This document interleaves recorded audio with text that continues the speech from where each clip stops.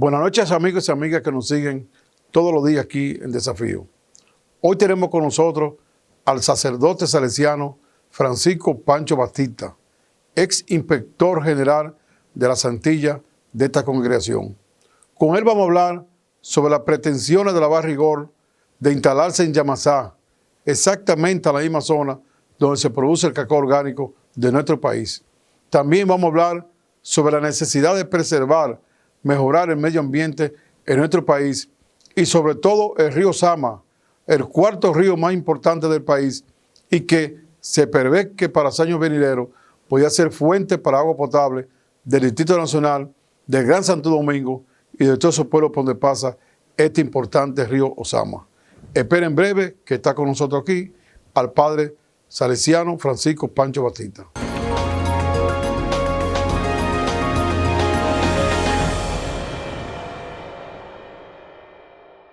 Aquí estamos en el programa Desafío para Digital 15 y Telemico Internacional con el sacerdote salesiano Francisco Pancho Bastita.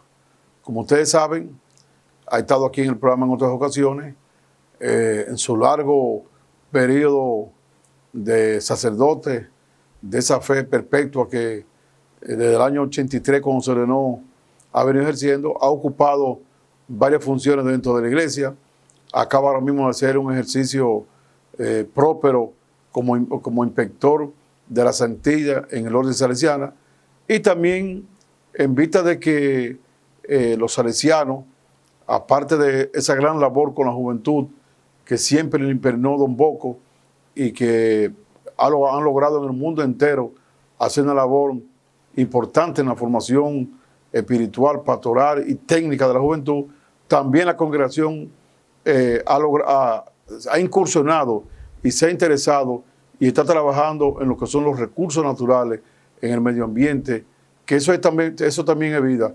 En ese sentido, el padre Pancho, como lo hemos dicho todos sus amigos de tantos años, también ha estado trabajando de manera ardua en lo que son la preservación y la mejoría de los recursos naturales del país, de la Santilla y de su querido Yamasá.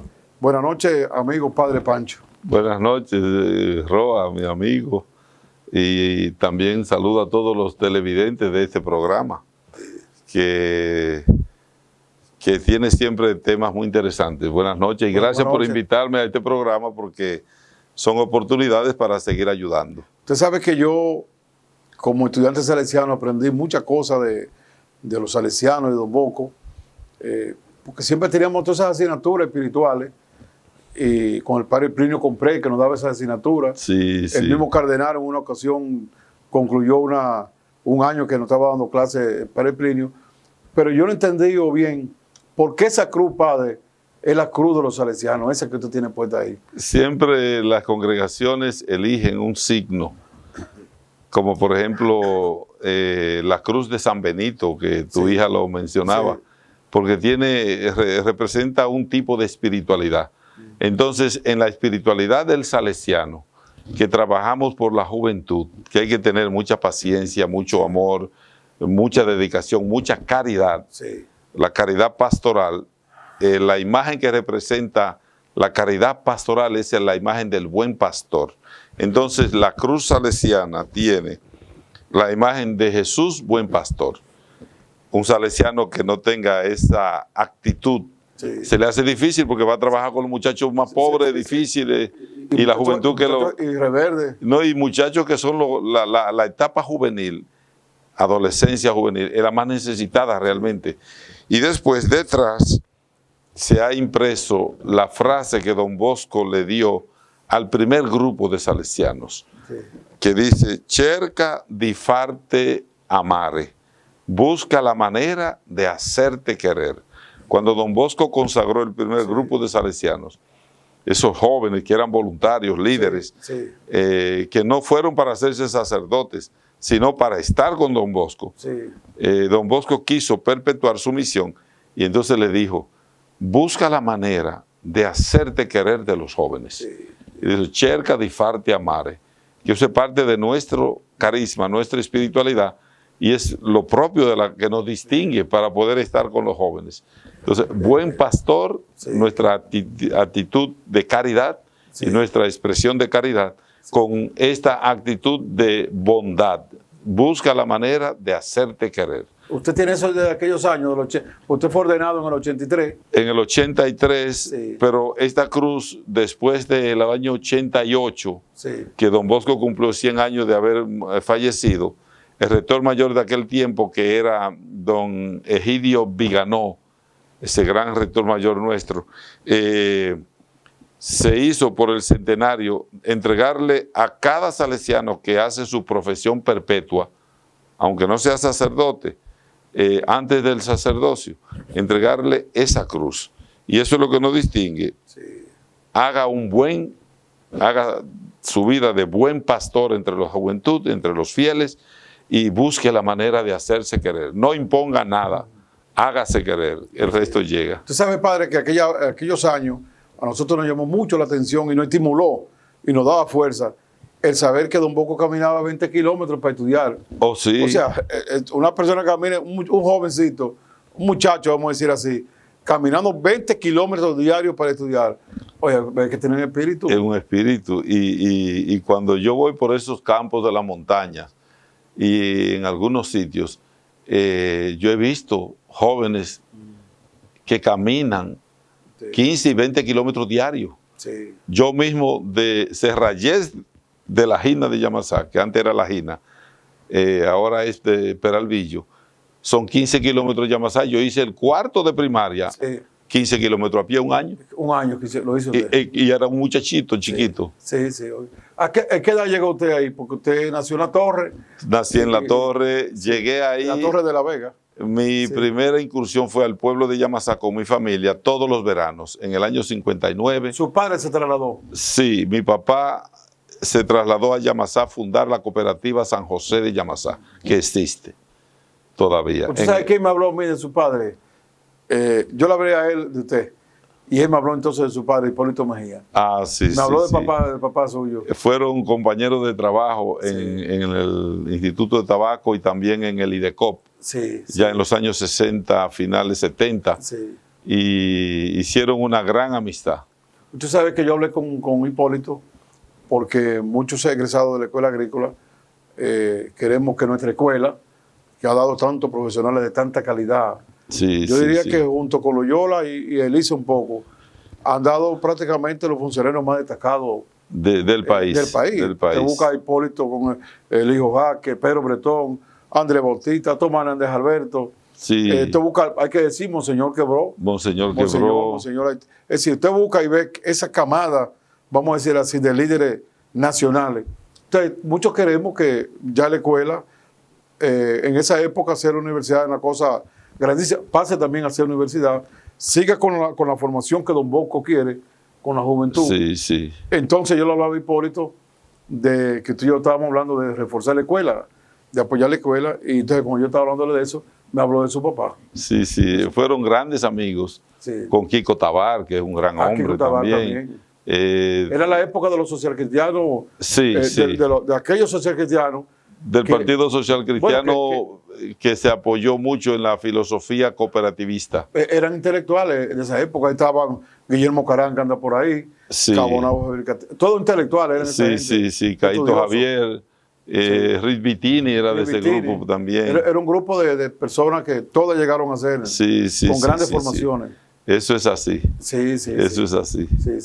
Padre, entonces, para ir terminando esa parte de su vida, en aquellos años 83, yo era dirigente de la AMPA aquí en la capital y con Almanzar. Con Almanzar, salesiano también. David Martínez, salesiano también. Tito Hernández, que es de Loyola. Usted sabe que yo me di cuenta por la prensa, creo que fue el periódico hoy que lo vi en esos años, de que a usted le tiran una camioneta arriba a la gente del narco. Fue la primera vez que yo escuché tan a fondo el problema de la droga. Y parece que usted hacía homilía. ¿Cómo usted qué crítica le dieron a ellos?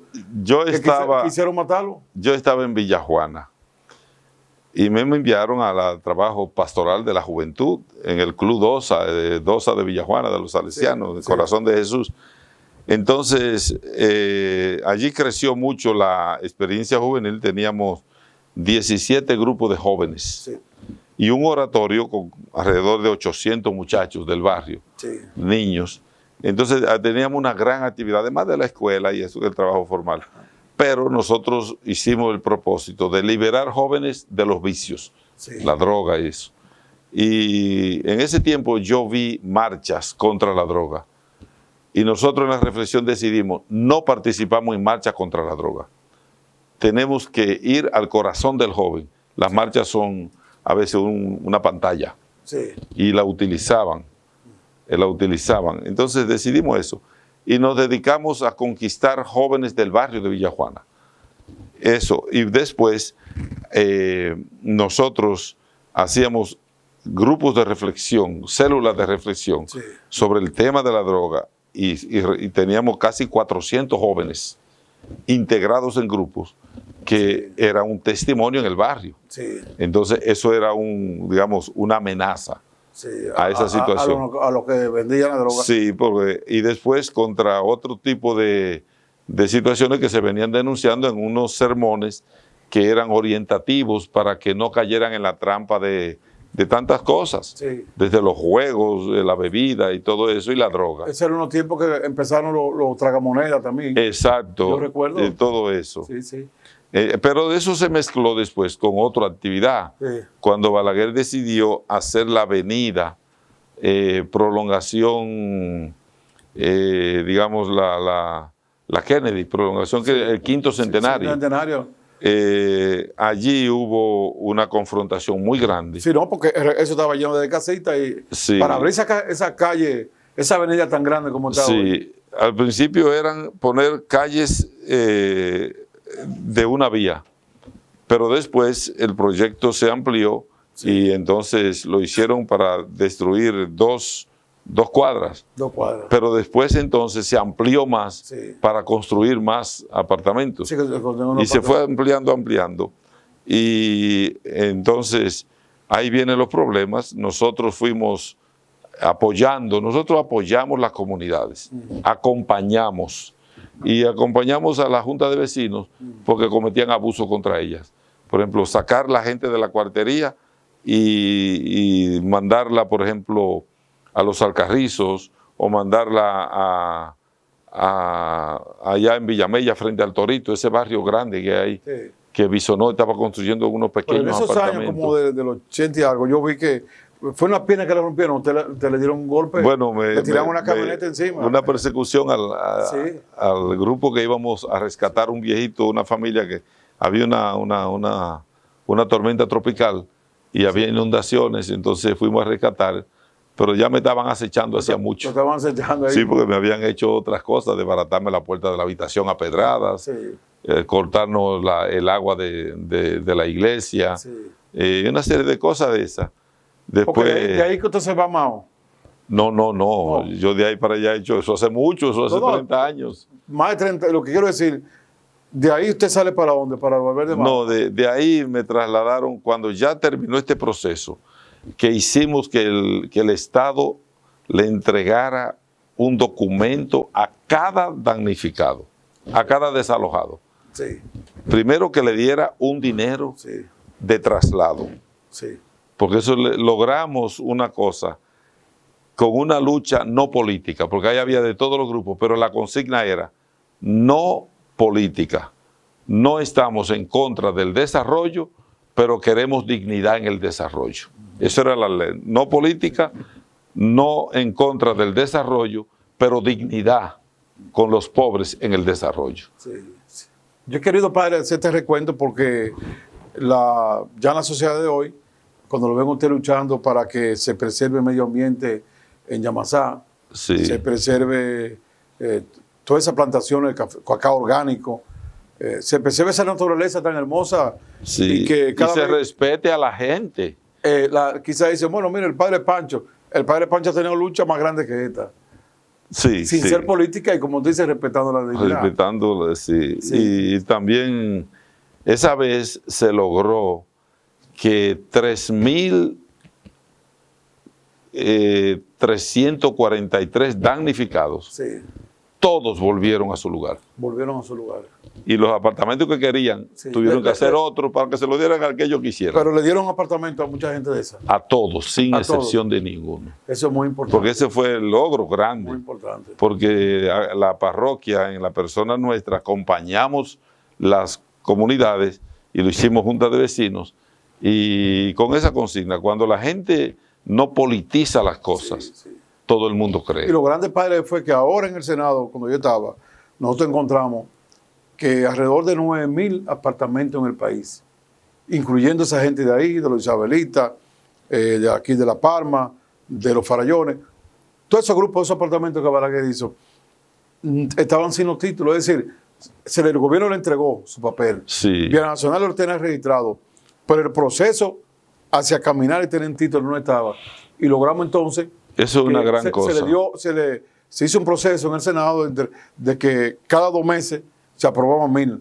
Se ponía en la página del Senado, todo el mundo lo veía, se publicaba, y si nadie protestaba, al que estaba registrado se le daba su cosa. Alrededor de 9,000, incluyendo, recuerdo, eso del 5º centenario. Porque usted ya con su apartamento y sus títulos, su proceso que deben seguirlo, ya es otra cosa. Adquiere valor y le da a usted también más valor de la propiedad. Exacto, sí. Y le da una paz y una tranquilidad a la persona. Yo quiero enseñar, padre, que del tema ahora que vamos a hablar, y que hemos hablado en otros momentos, pero que hay tanta cosa nueva, el padre escribió un trabajo, un texto, que se llama Sierra de Yamasá, riqueza natural en peligro. Es decir, y con su pregunta aquí que dice, ¿con qué derecho? Es decir, estamos viendo que es un trabajo que habla de esa Sierra de Yamasá, de esa riqueza tan hermosa, tan pura que hay, y con qué derecho. Padre, ¿de qué se trata eso de con qué derecho? Yo me inspiré en la primera defensa cuando los españoles incursionaron en la isla, que hizo Fray Antón de Montesinos, cuando salió a la defensa de los indígenas y salió a denunciar que el maltrato a la persona a través del sistema colonial era un pecado social. Entonces, el sermón de Montesinos comienza con eso y se basa en esa pregunta. ¿Con qué derecho se le quita a los indígenas la facultad de ser seres humanos? ¿Quién tiene derecho de quitárselo? ¿Con qué derecho le quitan la libertad? ¿Con qué derecho lo obligan a hacer trabajo que no tienen capacidad para hacerlo? ¿Con qué derecho lo explotan de forma tal que lo llevan hasta el punto de la muerte sin tener ninguna consecuencia? En ese tiempo la colonia eso era el modo totalitario de ejercer el poder. Entonces Montesinos se hizo el sermón, ¿con qué derecho? Entonces, inspirado en eso, yo escribo el folleto y termino el folleto con una reflexión.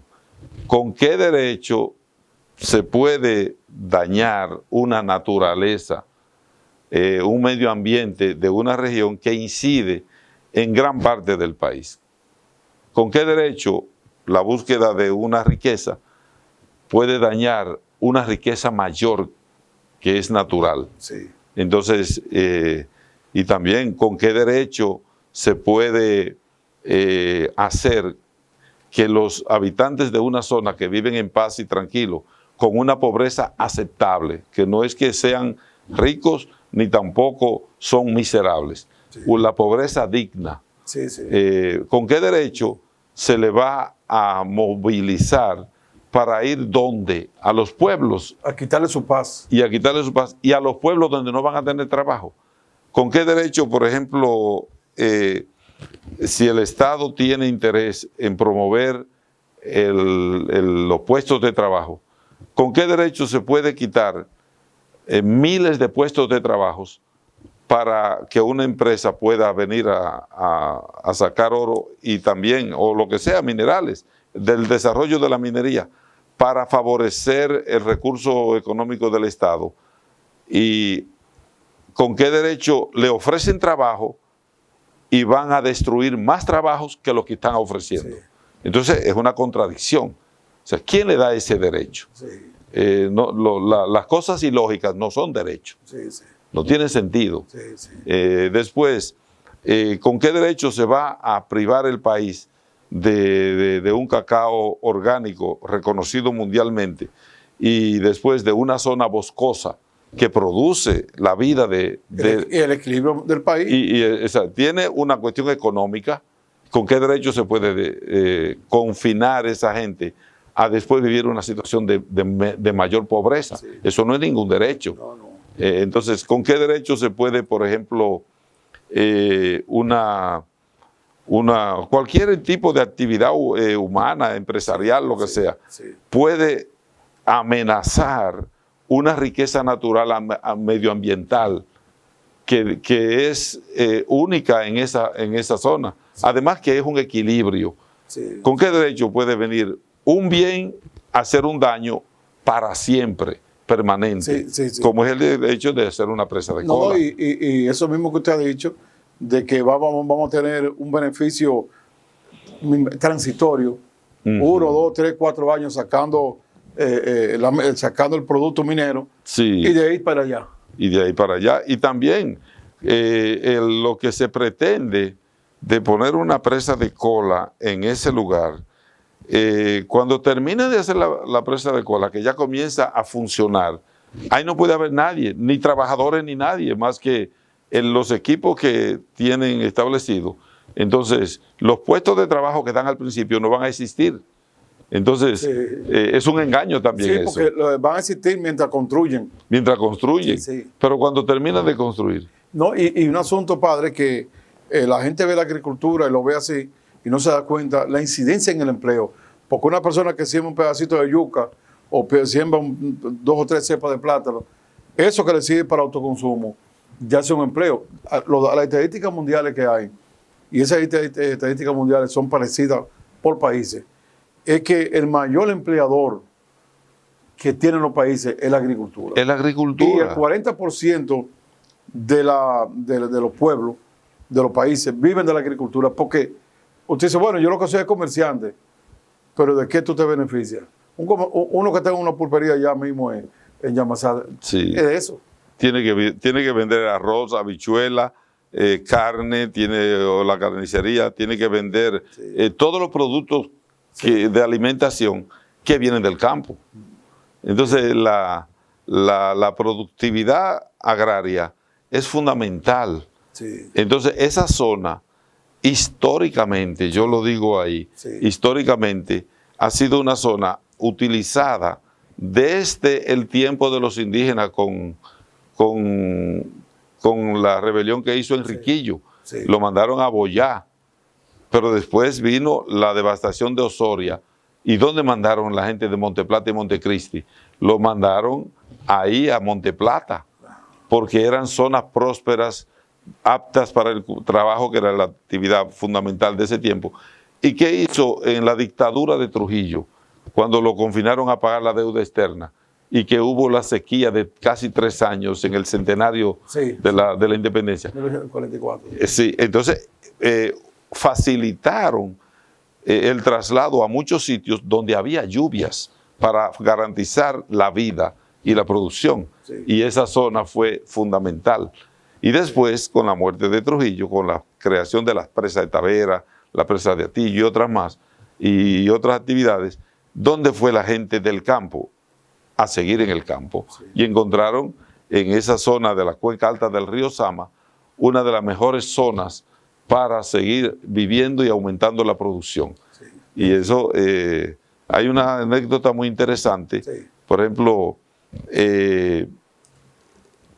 en la época de Trujillo, la dictadura era una situación difícil, pero no había producción suficiente, pero ahí se producía arroz secano.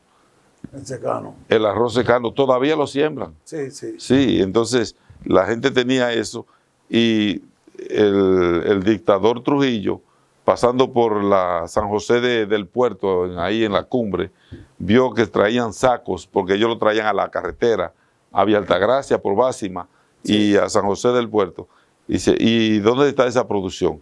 Entonces, tal vez sería de la mucha o poca que hizo, sí, pero hizo un asentamiento de campesinos y le comprometió a comprarle la cosecha de arroz, sí, porque se necesitaba para la alimentación de la población. Obviamente. Entonces, la gente desarrolló una gran agricultura en toda esa zona. Sí. En los últimos 30 años, entonces han cambiado hacia el cacao, pero tiene la zona boscosa más consistente de todas las sierras. Yo trabajé en los años 80 en Yamasá, iba de aquí de la capital allá, en el departamento de cacao. Ah, bueno, usted tiene mucho conocimiento de eso. Sí, el cacao. Bueno, padre, con su permiso, vamos a una pausa para continuar aquí conversando con el sacerdote salesiano.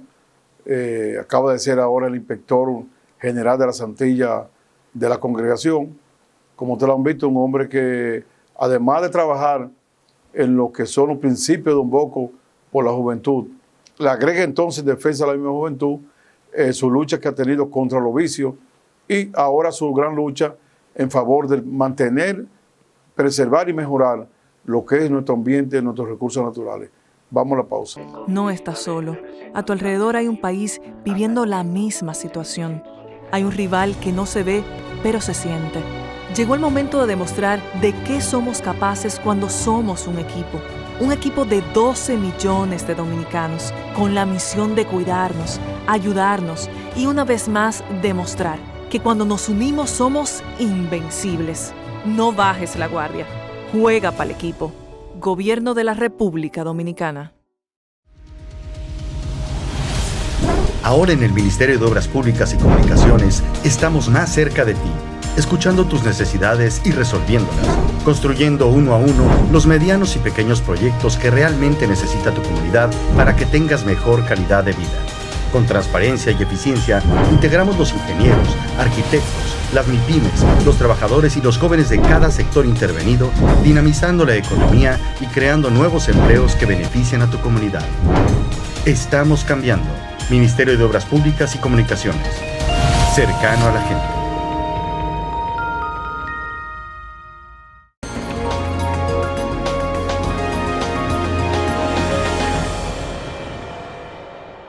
Continuamos aquí conversando con el sacerdote salesiano Francisco Pancho Bastita, una persona que ha logrado durante su largo tiempo, prácticamente 39 años de haber sido ordenado sacerdote salesiano, apoyando a la juventud en los fines que Don Bosco creó la congregación, apoyando el alejamiento, la separación de los vicios y la juventud, también en lo que ha sido su lucha y la lucha salesiana por la preservación de los recursos naturales y lógicamente una labor también pastoral para nuestro país y particularmente ha estado trabajando en la capital, en Valverde Mao, en su Yamasá querida, y también en La Vega. Yo mismo, la última misa que yo tuve en La Vega, la dio fue el mismo padre de Pancho, allá con lo que eran todos los egresados salesianos.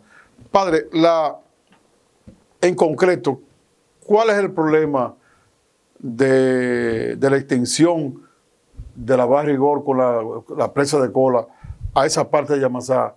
Ya hablamos un poquito de la bondad de lo que son todas esas partes, pero ¿en qué que afectaría a la comunidad?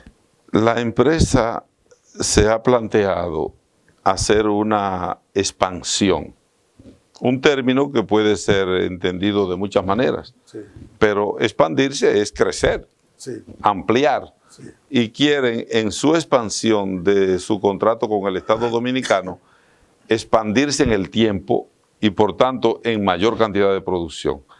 Necesitan depositar los residuos tóxicos que produce ese tipo de trabajo de la extracción del oro en un depósito que se llama presa de Cola.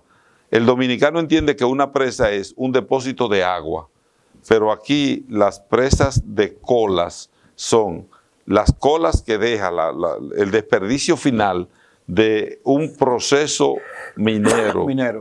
Entonces, ellos quieren utilizar una zona en la cuenca del río Sama, concretamente en el río Cuance, Sí. del otro lado donde ellos tienen la presa actual del Yagal, porque están contiguas. Ellos ahí. están cerca ahí ya. Cerca, una zona limita con la otra. Pero no afecta, cerca, pero no afecta de este lado. O afecta algo ya. El Yagal no afecta a nosotros directamente porque está del otro lado. La vertiente de las corrientes de agua van hacia el río Chacuey de Cotuí y se meten después de Cotuí, entran en el río Yuna. Eso está afectando por allá, seguramente. Claro que tiene todo afecta, hasta una letrina. Sí. Pero cuando se trata de una presa, Una cosa grande. eso tiene una magnitud grandísima.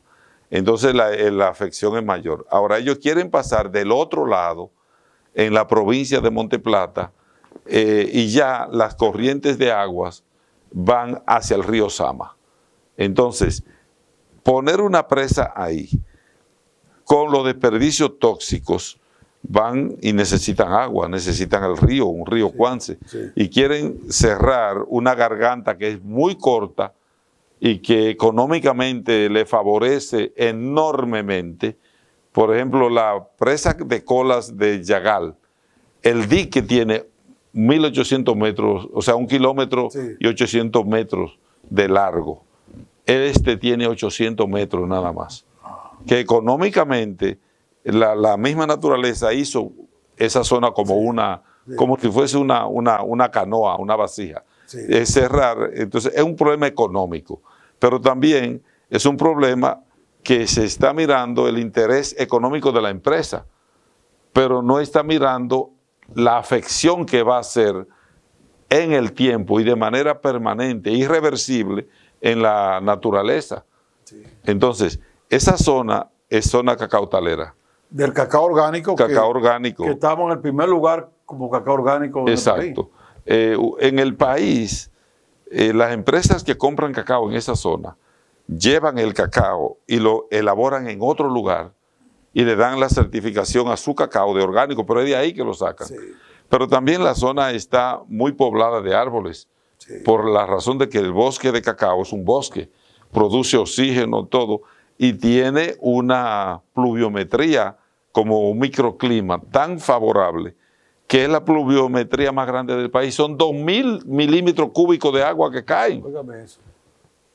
La otra zona interesante es los Haitises y la Sierra de Bauruco, que son las 3 zonas que más llueve en el país. Pero esa es la mayor por su magnitud. Entonces eso tiene una influencia grandísima. Entonces la empresa, esa o cualquiera que quiera hacerlo, va a hacer lo mismo, va a atender lo mismo porque va a querer aprovechar para hacer una expansión haciendo una presa de Colas. Pero ¿qué pasa? Que esa presa de Colas, una vez que se haga, eso es para toda la vida, eso no tiene vuelta para atrás. No. Entonces, el contraste está en esto. Si la actividad humana que hay produce un beneficio de cacao, y ahí está en el folleto, por ejemplo, Conacado, que es una empresa que compra el cacao en esa zona, solamente Conacado produce 110.000 quintales al año de cacao. Pero ahí están los Risea, ahí está el Muné, que creo que no sé si sigue igual, está todas esas otras empresas que compran cacao y más otros grupos que compran cacao individuales y otros que están naciendo ahora, porque eso va a ser que lo que llevan a procesarse el cacao en vez de dañarlo. Exacto. Entonces, en vez de limitar, entonces vamos a producir más. Ahora, ¿qué es lo que yo quiero hacer ver al Estado Dominicano? Si usted quiere tener trabajo y favorece todo lo que significa aumento de mano de obra para que la sociedad tenga, es un bien nacional, eso es desarrollo. Entonces, tenga cuidado porque si usted quita la zona del cacao, usted va a tener más dinero inmediato con los impuestos que le paga la empresa, pero usted va a tener menos gente trabajando. ¿Y eso va a ser por 1, 2 años, 3? Y eso, supóngase que sea por 20 años, pero la producción de esos cacaos son jóvenes. Esos cacaos no tienen 30 años, están en torno a... El café cacao Se muere uno y siguen esa Y planta. sigue, entonces crea un microclima, tiene todo eso, pero tiene producción económica, tiene empleomanía. En el folleto yo explico cuánta gente vive del cacao en esa zona. Y si hay una actividad minera, porque la gente cree que es poner una presa y ya. La presa tiene ubicada en Cuance, o sea, le quieren hacerla en Cuance, Sí. pero ¿cuánta cantidad de tierra necesitan alrededor de la presa? Sí, dígame. Necesitan como no sé cuántas veces más la cantidad de terreno de la presa, que va a ocupar zona de la presa. Que necesitan 42,000 tareas de tierra. ¿Usted se imagina lo que es? En montaña, 42,000 tareas de tierra, ya le hemos calculado que es toda la zona norte del río Sama, respetando la distancia, Sí. pero se van todas las comunidades, prácticamente casi hasta la Cuava. Sí. Entonces, si todo eso va a ser anulado y va a ser bloqueado, Sí. ellos dirán, nosotros conservamos la naturaleza, pero la gente no puede entrar a buscar su cacao. No. Y además de eso, padre, Además que va a tener una le afección va a química quitar la paz alrededor. a esa gente. Su trabajo, van a venir para los grandes barrios a pasar hambre. Nosotros hemos calculado que las miles de personas afectadas en los años en que esa empresa le pueda, los beneficios que le puede dar por el cacao, porque hay otro tema, no tienen titulación. ¿Y qué le van a pagar? Por la mata que tengan sembrada. Eso se lo come la gente en poco tiempo. Sí, sí. Entonces, el beneficio a largo plazo es mucho mayor que el beneficio a corto plazo que le da la empresa al Estado. Sí, sí, una cosa. Entonces, el Estado no puede, tiene que cambiar la filosofía. Sí, sí, primero es el bienestar de la gente. Claro, el bien social, Sí. el bienestar. Y después, el Estado no está pensando que la paz social tiene un costo Sí, muy grande. sí, sí. ¿Y qué va a hacer esa gente de ahí que no puede ir a trabajar? Porque en toda la zona que fuimos visitando, si la empresa entra, hay más gente que trabaja dentro y vive fuera. Sí, Que son más los que trabajan dentro y viven fuera Sí. que los que están dentro sí. y trabajan dentro. Que no es solamente el que vive dentro, también va a quedar afectado el de fuera. El de afuera también. El de fuera también. Y después, en el folleto yo explico cuántas cosas quedan afectadas. La movilidad. Ahí hay una ruta, ahí hay una entrada de alimentos al mercado de Santo Domingo, ahí hay una serie de cosas, pero el recurso natural del agua, la foresta y el microclima de salud que ahí hay, Sí. eso vale más que la empresa que dentro de 20 años se va Y pues te pone 20 años para ponerlo largo. para ponerlo largo. Desde que no le sea rentable, lo dejan eso. Entonces, eso va a quedar un daño para toda Padre, la cuando vida. uno se monta en un helicóptero y pasa por arriba, uno lo ve así y habla. Óigame, eso cuando uno va arriba, uno ve, eso es una sabana toda pelada, toda que se ve como que pasó, como Sí. que estamos en Medio Oriente, digo yo. Entonces, el peligro grande es Ayer construí. si ellos extienden la zona que tienen de la mina y la unen a otra zona, Sí. el territorio minero se va a aumentar. Eso va a cambiar la climatología. Cambia todo eso. Y yo no soy científico, pero el sentido común lo dice, además me lo han reafirmado personas sabias en el asunto. Bueno, padre, vamos a otra pausa Sí. para continuar aquí conversando con el sacerdote salesiano Francisco Pancho Batista. Ya en su largo ejercicio de sacerdote ha dejado huellas importantes en nuestro país y en la Santilla, donde fue inspector general de los salesianos. Estamos hablando fundamentalmente sobre esa preocupación que tienen Yamasá, tiene el país, de la extensión de la barrigor, la extensión de lo que es la destrucción de la naturaleza para esta importante zona del país. Vamos a la pausa. No estás solo. A tu alrededor hay un país viviendo la misma situación. Hay un rival que no se ve, pero se siente. Llegó el momento de demostrar de qué somos capaces cuando somos un equipo. Un equipo de 12 millones de dominicanos, con la misión de cuidarnos, ayudarnos y una vez más demostrar que cuando nos unimos somos invencibles. No bajes la guardia. Juega para el equipo. Gobierno de la República Dominicana. Ahora en el Ministerio de Obras Públicas y Comunicaciones estamos más cerca de ti, escuchando tus necesidades y resolviéndolas, construyendo uno a uno los medianos y pequeños proyectos que realmente necesita tu comunidad para que tengas mejor calidad de vida. Con transparencia y eficiencia, integramos los ingenieros, arquitectos, las MIPYMES, los trabajadores y los jóvenes de cada sector intervenido, dinamizando la economía y creando nuevos empleos que benefician a tu comunidad. Estamos cambiando. Ministerio de Obras Públicas y Comunicaciones.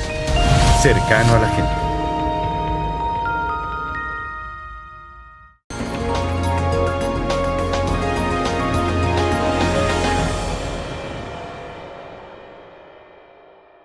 Continuamos aquí en Desafío conversando con el sacerdote salesiano Francisco Pancho Batista, un sacerdote ya de un ejercicio largo en lo que es la acción pastoral, el apoyo a la juventud, como Don Bosco lo ha plasmado en el mundo entero, y también en la defensa de nuestros recursos naturales. Padre, yo agregaría a todo lo que usted dijo y que el presidente de la República, los funcionarios y todos deben atender para preservar el medio ambiente tan valioso que no se mide con dinero. Yo agregaría algo que debe preocuparle al país, a los capitaleños y a los distritos nacionales. Como va la situación del agua potable, y siendo ese río Sama el cuarto río más importante del país, yo pienso que en un momento dado el gobierno, el Estado va a tener que nutrirse de esas aguas de los Sama para dar agua potable, porque ahora mismo hay muchas zonas, sobre todo en el distrito de Independencia, en el Gran Santo Domingo, que están consumiendo el agua, sacándola por pozo. Incluso estuve viendo unas declaraciones de Auxilio de León y algunos especialistas que hablan del daño que ya se le está provocando al suelo, diría yo, y otros dicen incluso que se está tomando agua de pozo que están conectadas con agua de cloaca, porque tenemos la cloaca y tenemos los pozos, y a veces abajo se conectan uno con otro. Entonces yo pienso que debe preocupar al país y al Gran Santo Domingo ese problema de la barrigola allá, porque esas aguas al final van a ser agua de beneficio de aquí, del distrito de la provincia de Santo Domingo. Entonces, por eso me gustaría que usted me hablara un poquito de qué han hecho los funcionarios, si el ministro de Minería se ha acercado a ustedes, si el ministro de Medio Ambiente, ¿qué está ocurriendo allá? En el folleto yo explico la importancia de las aguas, la importancia de esa zona, porque es la madre de las aguas que conforman el río Sama. Usted sabe que en la parte sur de la Sierra de Yamasá está la loma de Siete Picos, donde nacen la cantidad de ríos mayores que conforman el río Sama, desde la parte llegando a Maimón. Precisamente el afluente más alto del río Sama, y que es digamos, el río Sama real, el que se dice, aquí nace el río Sama, sí, nace detrás de la cumbre de Bonao. Detrás de la cumbre. Sí, detrás, en esa montaña, donde está la Virgen de la Altagracia, sí, sí, en esa montaña que está ahí detrás, que pasa por la autopista, arriba, del otro lado, en el folleto sale la foto del salto, tiene un salto de agua. Ahí nace el río Sama, el afluente más largo y más alto. Obviamente. Sí. Entonces, eso es Loma de Siete Picos, ya eso pertenece a los Siete Picos. Y de ahí todo eso hasta llegar a Río Guanuma, que nace precisamente, y en el folleto está todo explicado, todos los afluentes que conforman el río Sama, todos. Yo le prometo a mi amigo televidente de que el padre me va a dar una conferencia con ese texto para los amigos televidentes, para que escuchen bien ese análisis profundo y de medio ambiente que hace el padre en el folleto. Sí, entonces, si eso tiene esa riqueza de agua, el Estado debería de aprovechar, y como yo le dije a los funcionarios, díganle al presidente que se case con la gloria de utilizar las aguas de un río tan importante para darle vida y salud a la población de Santo Domingo y a los pueblos que están alrededor del río Sama hasta su nacimiento. No hay ningún acueducto hecho bien del río Sama, en ningún sitio. Entonces, ¿cómo es que el agua se pierde en el mar, habiendo necesidad del agua? Ese tema que usted sacó del estudio que se ha hecho sobre las aguas subterráneas que están mezcladas. Sí. En Santo Domingo Este se hizo un estudio y hay un problema gravísimo. En donde quiera que hay residenciales, esas aguas tienen que analizarse bien, porque muchas veces se hacen los pozos tubulares de desperdicio, pero se mezclan con los pozos tubulares para sacar el agua, y eso puede ser un peligro. Sí. Pero si tenemos un río que puede satisfacer esa necesidad, ¿por qué no aminorarla? Entonces, yo creo que el Estado tiene la responsabilidad de eso. Sabemos que hay necesidad de dinero, pero primero es la vida y después lo otro. Sí, sí. Entonces, el acercamiento... El ministro, sí, exactamente. Los ministros. Desde el principio se han interesado. Sí. El ministro de Minería incluso aceptó la propuesta de uno de los líderes comunitarios, que es un diputado, Sí. Román de Jesús, igual que otros, Juan. Hay un comité, yo simplemente soy asesor, Sí. yo no soy... Bueno, que usted es doliente porque usted es de ahí. No, claro. Y su familia vive ahí. Aparte de ese sacerdote, es un doliente de la comunidad. No, exacto. Entonces, ellos se han acercado. El ministro hizo un descenso en el lugar. Y fueron muchas autoridades. Después, el ministro de Medio Ambiente, ante una denuncia de una tala de árboles que hubo encima de Cuance, donde quieren hacer la presa, él fue. Y después volvió hace poco. Y porque él quiso conocer. Se lo agradecemos, que él mismo fuera.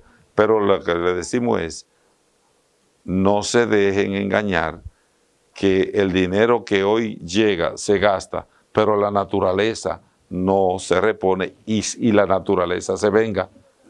La naturaleza no piensa, la naturaleza actúa. Entonces, no se va a vengar hasta una persona, pero se venga del país. No la molestemos, dejémosla, ayudémosla mejor y no la intervengamos con una situación que va contra ella. Entonces, hemos hecho un camino de diálogo con la iglesia local, la vicaría, pero el diálogo no corre. ¿Por qué? Porque si por un lado el ministro de Minería y el ministro de Medio Ambiente y los asesores hemos querido caminar en el diálogo, cuando entramos en el camino del diálogo, personas del Estado hacen lo contrario en el lugar. Entonces, yo personalmente, yo digo, el diálogo debe ser sincero y transparente. Eso quedamos de acuerdo con el presidente cuando hablamos con él. Pero esa transparencia y esa sinceridad no puede ser manipulada o molestada por otros funcionarios que incursionan en la zona, haciendo creer que las cosas van aunque nadie... No. Y la gente no es violenta, se quiere decir que haya un tigraje. No, esas son gente sana. Si hubiesen sido gente mala, ya hubiesen quemado una cantidad de cosas. Pero no, ahora no lo provoquen.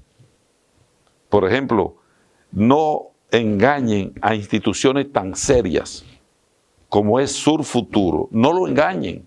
O sean transparentes con Sur Futuro. No le presten a Sur Futuro la posibilidad de tener una animadversión. ¿Por qué? Porque Sur Futuro lo contratan para hacerle el trabajo social de la barri. Pero Sur Futuro es una institución del medio ambiente. Entonces, Sur Futuro, yo le digo, ustedes son una institución muy bella, Sí. muy interesante, de alto nivel. Sí. No se contradigan, porque el que apoya y trabaja para que pongan una presa de cola en las cuencas de un río, eso es criminal. Sí. Entonces no se pueden contradecir. La directiva de esa institución, yo le digo, no se dejen coger en su buena fe. Sí. No se dejen coger en su buena fe. Que el bien que hacen hoy, mañana no se va a poder hacer. Por ejemplo, están haciendo fogones Lorenas. Sí. Están ayudando a la gente a darle cal para cambiar el pH de la tierra. Están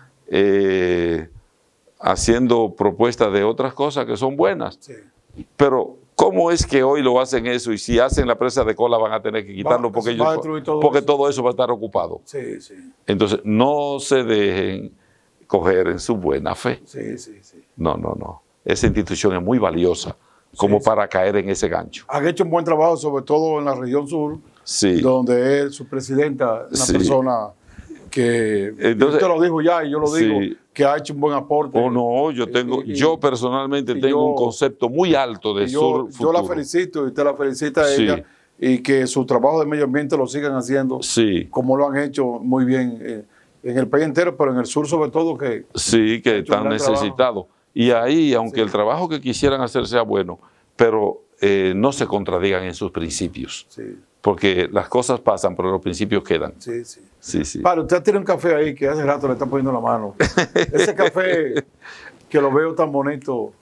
Este café fue secado en la montaña, pilado ¿En cuál montaña? en la montaña. Soy de Jarabacoa. Tengo un Sí. amigo que se llama Pepe, Sí, un hombre humilde, Sí. trabajador, con una Sí. visión tremenda, sí. un hombre de abajo, pero de una gran visión. Y tiene cerca de la zona del Pico Duarte, Sí, del Parque Nacional, Armando Bermúdez, Sí.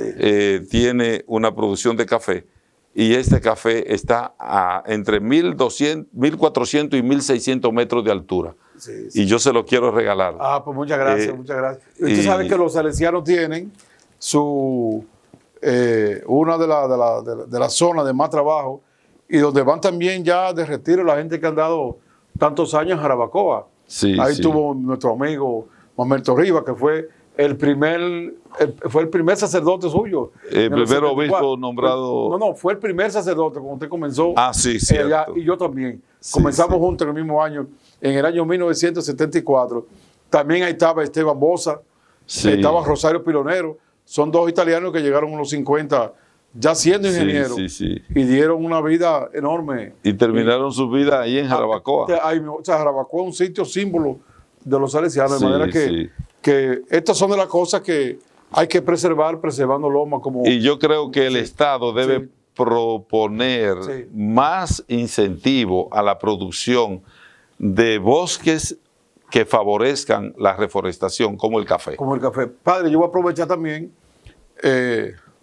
aprendiendo también de los salesianos y dedicando tiempo.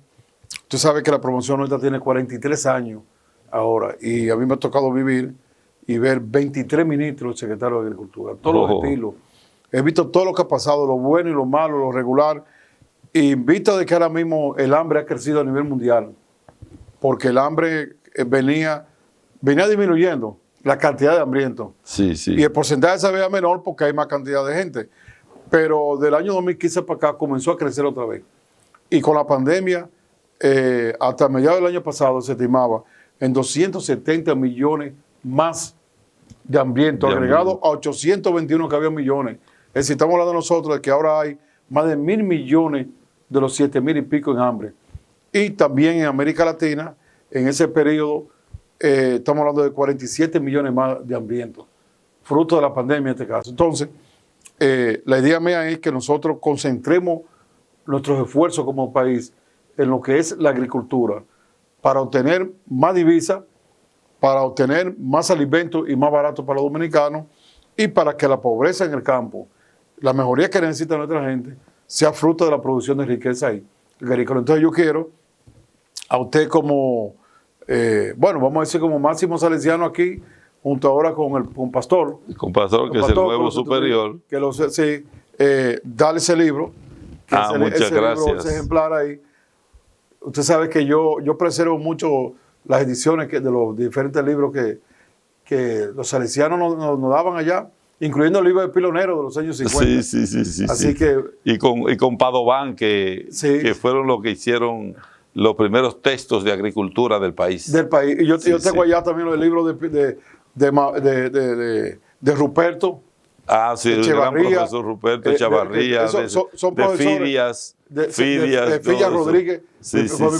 Todos esos textos porque la Escuela Agrícola imprimía, se hacía el texto, libro propio de los salesianos, y se imprimía. El padre de el libro de matemáticas de Loloro Ramos García. Ese es uno de los mejores libros que yo he visto. De manera que, como usted es un hombre que escribe y lee, le doy, ahí están todas las estadísticas. Tenemos ahí 63 cuadros y 47 gráficos de estadísticas de todos los aspectos que tienen que ver con el sector agropecuario. Pues muchas gracias. Yo creo que lo que Dios nos dio en la naturaleza, cuando el hombre lo utiliza bien, el hombre crece y gana en dignidad. Y el hombre perpetúa la mancomunidad con el Creador. Yo creo que el libro que escribió Monseñor Rivas bajo su dirección sobre medio ambiente, como un texto, ese libro se debe rescatar. Sí, porque lleva este espíritu. Y quizás en la misma congregación rescatarlo. Y yo le hice a usted rescatar también los libros literarios de Franklin Santana. De Franklin Santana. Todo eso. Porque yo creo que es una bonita experiencia. Y rescatar la obra salesiana de Jarabacoa, que tiene más de 60 años de servicio en el campo y la promoción humana ahí en Jarabacoa, la obra social Progreso de los Pueblos, que es la obra social de la parroquia. Bueno, muchas gracias y buenas noches, padre. Gracias. Ya para despidiéndole, pronto nos veremos para que nos siga explicando un poco este texto que ha sido escrito por el padre Pancho Batista Francisco, que se llama Sierra de Yamasá, riqueza natural en peligro, ¿con qué derecho? De manera que ha estado con nosotros aquí en el programa Desafío por Telemicro Internacional y Digital 15, el sacerdote salesiano Francisco Pancho Batista, como ustedes han visto, un gran defensor de los recursos naturales del medio ambiente, una faceta que ha venido reforzando más la congregación salesiana, junto con lo que es el apoyo a la juventud, que en estos momentos deben andar entre 25.000 y 30.000 jóvenes estudiando en las escuelas salesianas en diferentes provincias de nuestro país. De manera que ha sido una entrevista importante para nuestro país de los recursos naturales y también de la espiritualidad que necesitamos los dominicanos. Nos veremos entonces con otro programa tan importante de Desafío. Muchas gracias.